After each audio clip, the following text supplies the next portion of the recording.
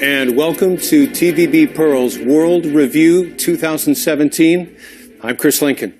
And I'm Sonia Artero. We begin with a look at the impact of Donald Trump's first year as U.S. president.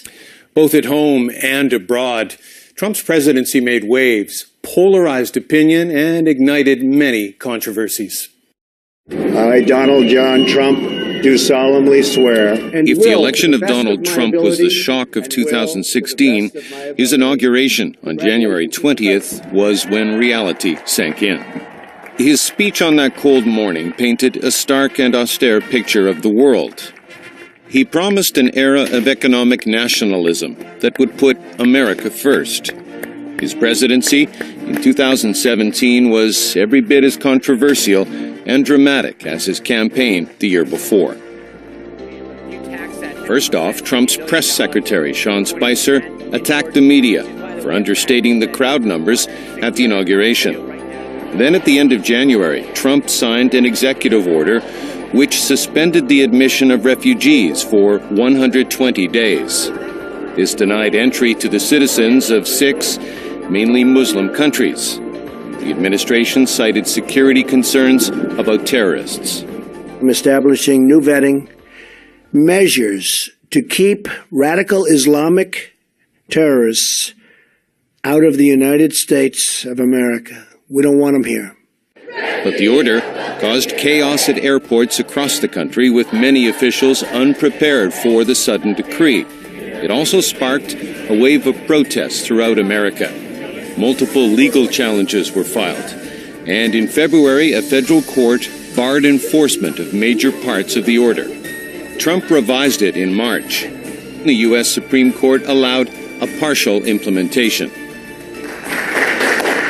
Chaos also engulfed Trump's administration with a string of high-profile firings and resignations. He sacked the acting Attorney General at the end of January for her refusal to endorse his executive orders on immigration. Then National Security Advisor Michael Flynn was forced to quit after it was revealed he held talks with Russian officials. Several months later, in May, another storm erupted when the president fired FBI Director James Comey. The White House cited Comey's handling of the investigation into Hillary Clinton's email practices as the reason. But the timing was suspicious. At the time of his removal, Comey was leading an investigation into suspected Russian meddling into the presidential election and possible ties with the Trump campaign. He fired him because he was not fit to do the job. It's that simple.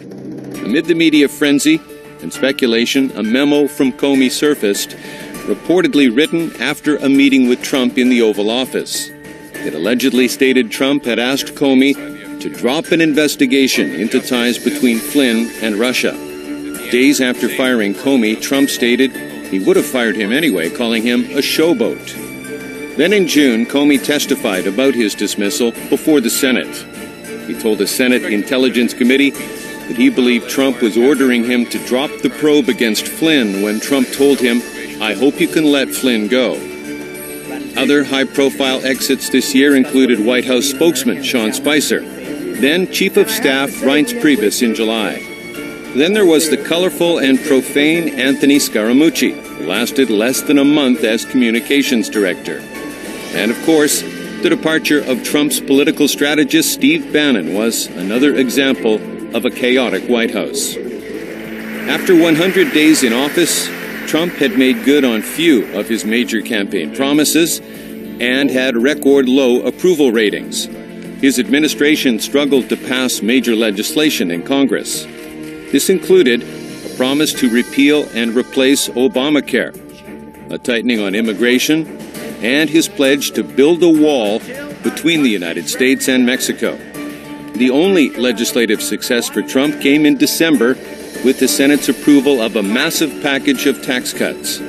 Then at the beginning of December, Flynn admitted he had lied to the FBI and to the vice president about his contacts with the Russians, adding speculation about what Trump did or did not know. Controversies at home were also matched by those abroad. Trump began his presidency by pulling out of the Trans-Pacific Partnership, or TPP. upsetting many of America's allies in the Asia-Pacific. He threatened several times to pull out of NAFTA, underpinning trade between the U.S., Canada, and Mexico. At this year's NATO, G7, and G20 summits, Trump made waves. At the NATO summit, he lectured his fellow leaders, demanding they pay more into the defense pact's budget. Trump also kicked up a storm when he initially would not say whether the United States would commit to the defense of a NATO ally if attacked, as required by treaty. In order to fulfill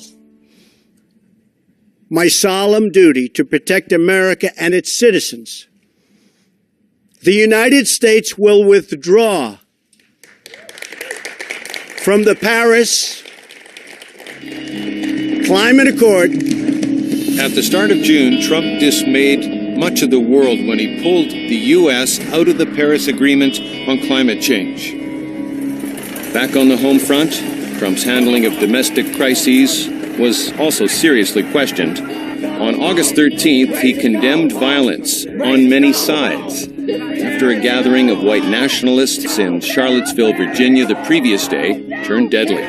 You had a group on one side and you had a group on the other, and they came at each other with clubs, and it was vicious, and it was horrible, and it was a horrible thing to watch. But there is another side. A white supremacist drove a car into a crowd of counter-protesters, killing one woman and injuring another 19 people. In an official address to the nation, Trump eventually condemned neo-Nazis and white supremacist groups, including organizations like the Ku Klux Klan. But many noted how slow he was to respond to the incident and were struck that his initial reaction was muted and equivocal. Then, in August and September, the Trump administration was challenged by a string of natural disasters in the United States. On August 28th, Hurricane Harvey, a Category 4 storm, made landfall in southwestern Texas. In a 4-day period, many areas in the state received more than 100 centimeters of rain as Harvey made its way inland. Days of heavy rain caused catastrophic flooding, especially around the city of Houston. It made Harvey the wettest tropical cyclone on record in the U.S. The resulting floods inundated hundreds of thousands of homes, left more than 70 people dead, and displaced more than 30,000. Resulting damage was estimated to be at least $70 billion US. Trump visited the disaster zone and pledged federal funds for relief efforts, while also making a personal donation to the relief operation. He praised the number of people who came out to see him, but critics say Trump never went to see the worst-hit areas. 2 weeks later, another major storm hit the United States. Hurricane Irma had already devastated many parts of the Caribbean before it hit the southwestern tip of Florida.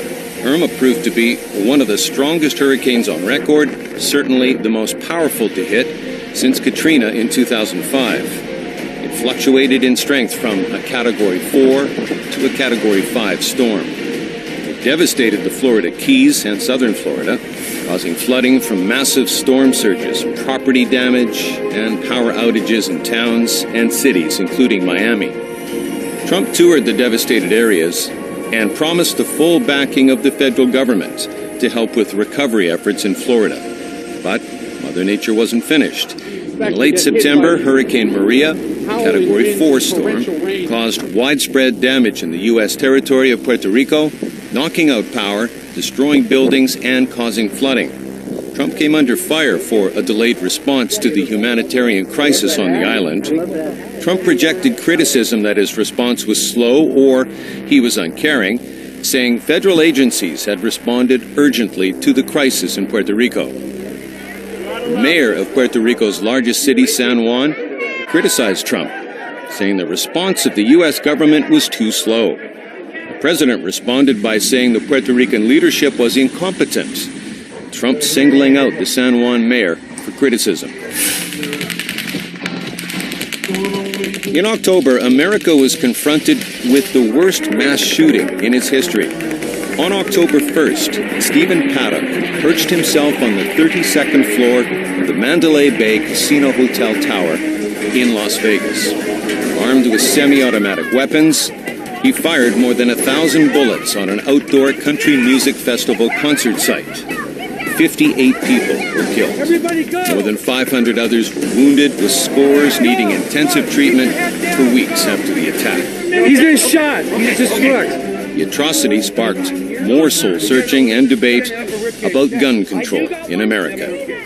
Later that month, some of the worst wildfires to hit California. Nearly a week after the fires began, at least 40 people were dead and at least 5,700 homes and businesses destroyed. Hundreds more were forced to flee their homes. In December, massive fires erupted again, bringing devastation to Southern California. At the beginning of November, a deadly terror attack in New York City left 8 people dead and a dozen more injured. A man used a pickup truck to mow down people on a bike path in what authorities called a lone wolf attack. Police arrested an Uzbek national after shooting him in the stomach. The year ended with the spectacular downfall of one of Hollywood's most powerful men, movie producer Harvey Weinstein. Allegations surfaced that Weinstein had sexually harassed dozens of women in the movie industry for decades. Some even claimed he raped them. Weinstein was kicked out of the Academy of Motion Picture Sciences, while criminal probes were launched against him in the U.S. and U.K. The expose also saw other stars and media personalities becoming embroiled, including actor Kevin Spacey and the comedian Louis C.K. I don't talk to them much. The biggest foreign policy challenge for Trump this year was the nuclear threat from North Korea. It was a constant headache for Washington, which seemed unable to work out how to contain Pyongyang. More when we get back.